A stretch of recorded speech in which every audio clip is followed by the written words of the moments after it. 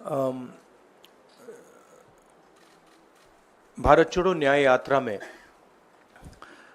मणिपुर से हम महाराष्ट्र गए और रास्ते में हज़ारों युवाओं ने कंप्लेन की थी कि हिंदुस्तान में नॉन स्टॉप पेपर लीक होते हैं।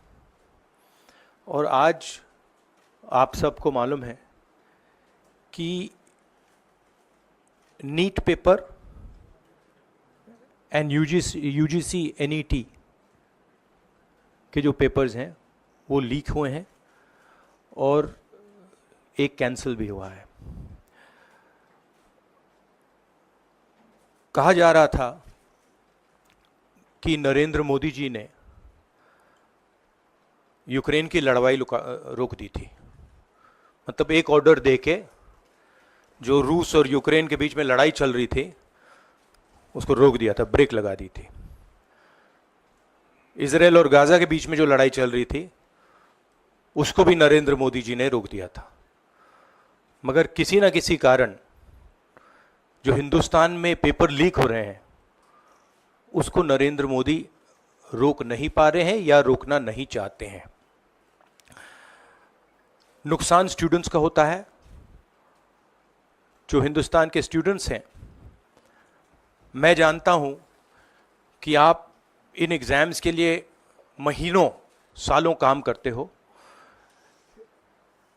ये आपका फ्यूचर है और आपके फ्यूचर से खिलवाड़ किया जा रहा है। मध्य प्रदेश में व्यापम हुआ और अब उस व्यापम को नरेंद्र मोदी जी और उनकी सरकार पूरे देश में फैलाने का काम कर रही है।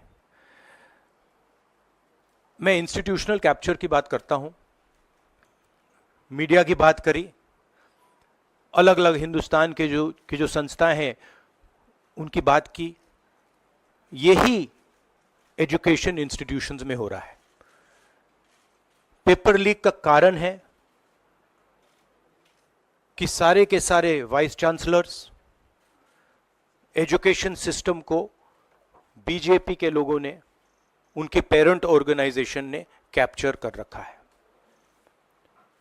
जब तक ये कैप्चर रिवर्स नहीं किया जाएगा तब तक पेपर लीक चलता जाएगा। इस कैप्चर को फैसिलिटेट नरेंद्र मोदी जी ने किया है और ये एक एंटी नेशनल एक्टिविटी है क्योंकि ये देश का भविष्य है और इससे हिंदुस्तान के युवाओं को, स्टूडेंट्स को जबरदस्त चोट पड़ती है। इंक्वायरी चल रही है, एक को आपने कैंसिल कर दिया है, अब पता नहीं दूसरे को कैंसिल किया जाएगा या नहीं किया जाएगा, बट कोई ना कोई तो इसके लिए जिम्मेदार है और उनको एकदम पकड़ा जाना चाहिए और उन पे एक्शन लिया जाना चाहिए।